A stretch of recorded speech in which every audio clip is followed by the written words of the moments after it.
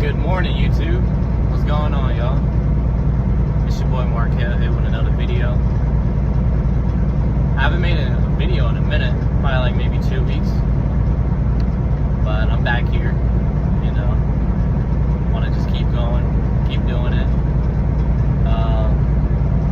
So yeah, I'll give y'all an update of what I've been doing because I said that I was going to be getting into something, you know, last time I made a video. So I'll let y'all know. So I just became an independent contractor with the company I was already working with. Oh, look, that's a bus. There was a bus right here with a semi-truck front on it. That's cool. But yeah, I just got into independent contracting. I'm in my first week right now. I'm on my third load for the week. Currently in Kansas right now. I picked this load up in Minnesota. It get cold like Minnesota. But yeah, I just picked this up in Minnesota. I'm heading to Arizona. So I got me a good little mileage load right here. I'm gonna drop this off.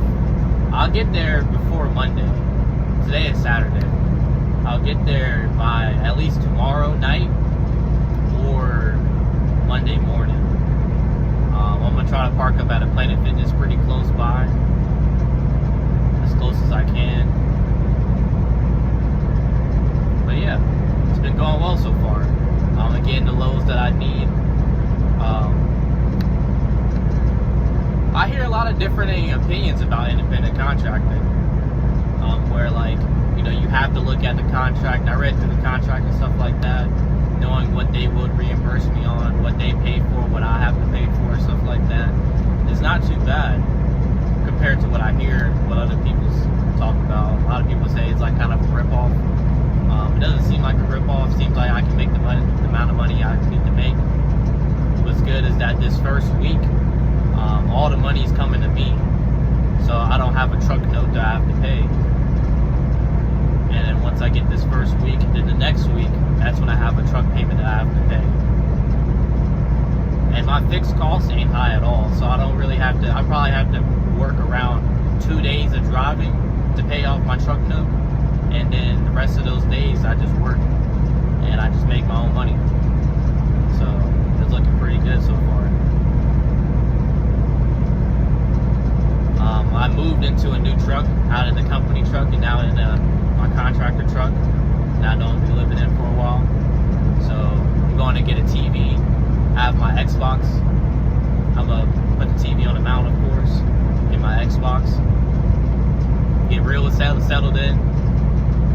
I bought me a couple things. I got me some mats to get the dirt. Got the groove. The mat has the grooves in it, so it'll collect the dirt inside of it, which is really good.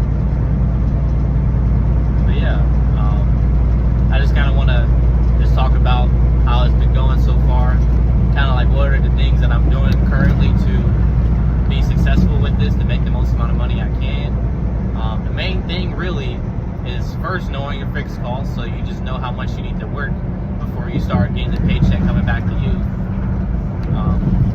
And then also just they do a fuel surcharge. Their fuel surcharge is 40 cents a mile, so it's good to just find the and they get discounts. They have an app where you can see the discounts at the bigger truck stops that you can get. I try to get myself to the best, the best price for fuel. So the fuel surcharge will pretty much pay for most of my trips. So basically nothing would be coming out of my pocket for fuel. The things I usually have to pay for the fixed costs is the truck note, the insurance, and just the different permits and stuff like that. This company's out of Texas, so there's the IFTA permits and stuff like that. So it's not bad at all. Their insurance is not high. They have their own insurance. Kind of don't want to name the company since they're not paying me. So if they start paying me for promotion, then I'll start calling them out. I'll start naming them and stuff like that. I mean, so Texas. I'm from North Carolina, but I'm an Eagles fan. Yep. See that beautiful hat, baby? I'm messing up my hair. My hair is already, I haven't gotten a haircut in a while. That's the worst thing kind of for trucking for me right now, is that I can't get a consistent haircut.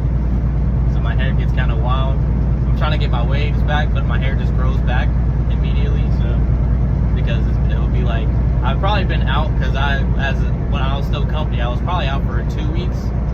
And then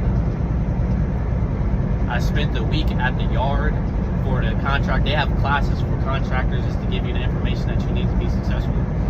That took about 3 days, and then another day of like just getting signatures for clearance on the yard. And then I got my load on that Monday, on this Monday, last Monday. Got my first load there. I went from Texas to Arkansas, and then I went from Arkansas to, my second load is Arkansas to Minnesota. Yeah, Minnesota, and now I got a Minnesota load to Arizona. So I'm gonna be getting about 2,700 miles this week. No big deadhead. You know, it's good to kind of like get yourself to a bigger city.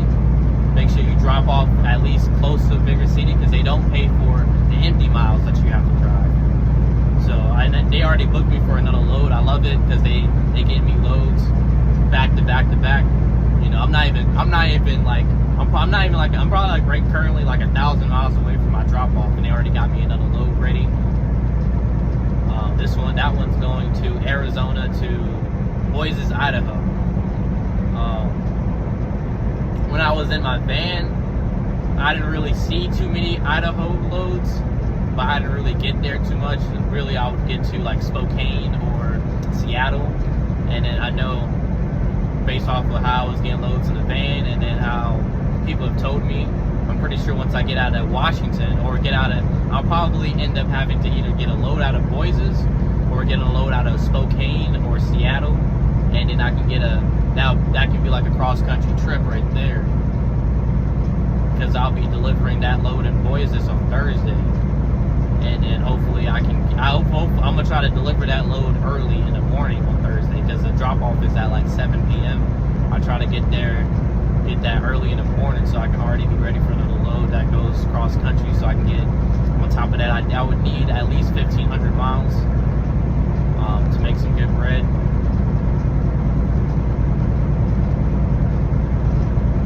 Yeah, that's pretty much kind of my experience so far. This trip right here, so I've got 2,700 miles. This company pays $1.16 a mile for independent contracting, which I'm pretty sure that's really good, especially off the strength that I see a lot of companies offer owner-operators $1 per mile, which is kind of insane. Because when you're on operator, you really have all the expenses that you have. You have even more expenses. So you should be getting paid way more than what my company would pay as an independent contractor. And again, for me to pay off my notes, I only need to pretty much work. My fixed cost should be around $1,100. I'll need to see the settlement, and that's how I'll really figure out the exact numbers of my fixed costs. But it'll be around $1,100 to $1,200. So that's pretty much 2 days of driving. And then after that, the rest of those 5 days come to me. Especially if I'm able to use the fuel surcharge as well as possible. So just now, so what I would do is that I'll just fuel up, look ahead. Well, before I even fuel up, I'll look ahead to see what's even cheaper than the fuel that I'm about to get. Usually with the discounts from these bigger truck stops like the Loves, the TA, the Pilot, the Petro, I've seen, especially for the Pilots and the Loves, a lot of it would be around $2.93 to $3 or $2.80. I've seen $2.80 come out of Texas, $2.93, $3. You know, that's where I kind of want to be. right now I think fuel prices are a little bit costlier, so I'll assume if prices go down, I can probably get some for like $2.60. But I'm heading to the next stop I'm going to is in Texas, or is it, no, it's either in Texas or is at the border of Kansas and Texas. And this would be another 443 miles. I probably filled up like 65 gallons. So that got me, I like to be a little bit over. I don't like to, I really not comfortable with getting the exact amount, because I just don't know what could happen. You know, my miles per gallon, I could be like, you know, using too much miles per gallon. My fuel usage could be like kind of bad, especially if you're going up hills and stuff like that. So I like to get like way more extra, maybe like I want to have like 100 miles extra. That's what I have, about 150 miles extra onto it, because I would have only really needed to get like 55 gallons to get to where I need to go, but I got 65. So I just know that I can most definitely get there and have fuel, a little bit of fuel left, but not really full, but not filling up my tank fully. But yeah, just use the fuel surcharge. I don't know the sweet spot and how much I want to, like how much over the fuel surcharge after they pay it with the fuel surcharge, how much over for a trip, because what I'll do is that it's 40 cents, right? And this trip is about $16.44. So they'll pay around like $500 to $600 in that range for my fuel. So I'll try to minimize to at least like $100 over. It'd be better to get under. It's way better to get under, but probably the best, the most, but probably like the most you want to get is probably like $100 over.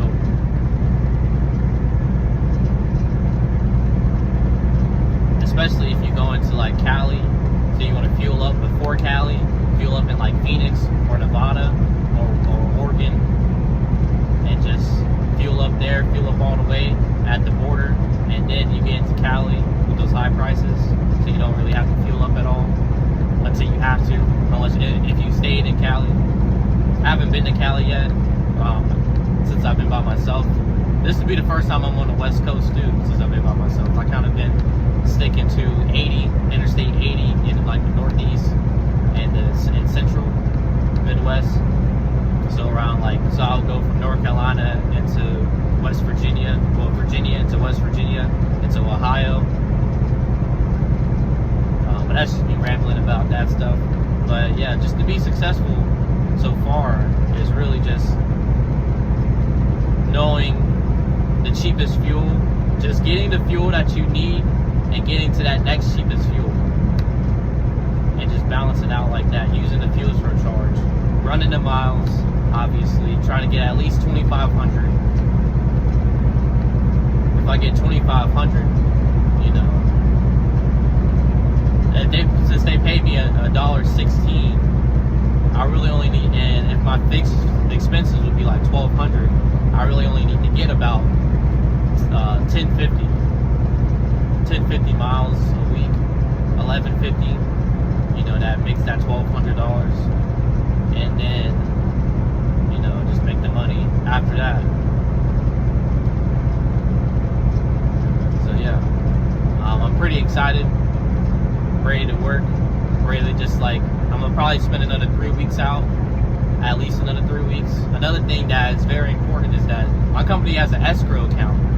So, well, it'd be my own personal escrow account, and my business advisor, I can have my business advisor do what they have to do with it.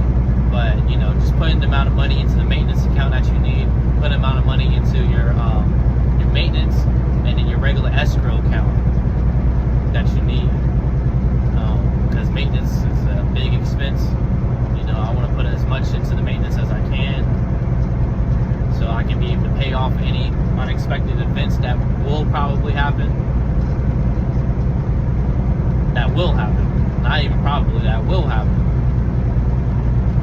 Also have the escrow account. That's going to be building up, especially from an off time. Because whenever you go home, the bill is still due. So what you want to do, what I'm going to do, I don't have too many bills myself. So what I can do personally is that either my second or my third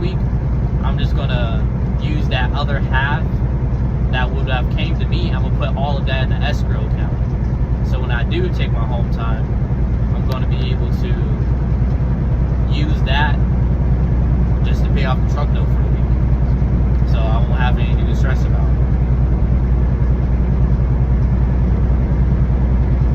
Yeah, just be able to manage, and it comes down to also just managing your personal expenses properly.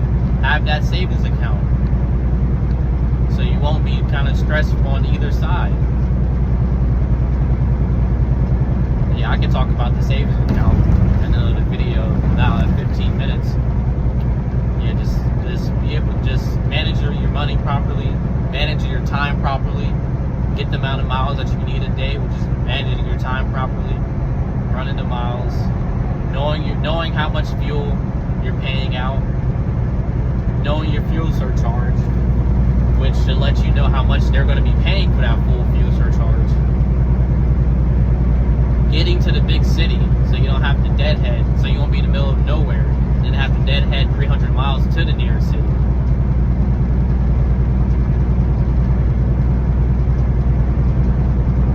So yeah, those are the kind of the things that, so far that I feel like is going to get me to a point of being successful as an independent contractor. So I appreciate y'all for listening. Like, subscribe, do whatever. I don't really care. I'm just going to keep yapping, keep talking, and keep flowing. Thank you.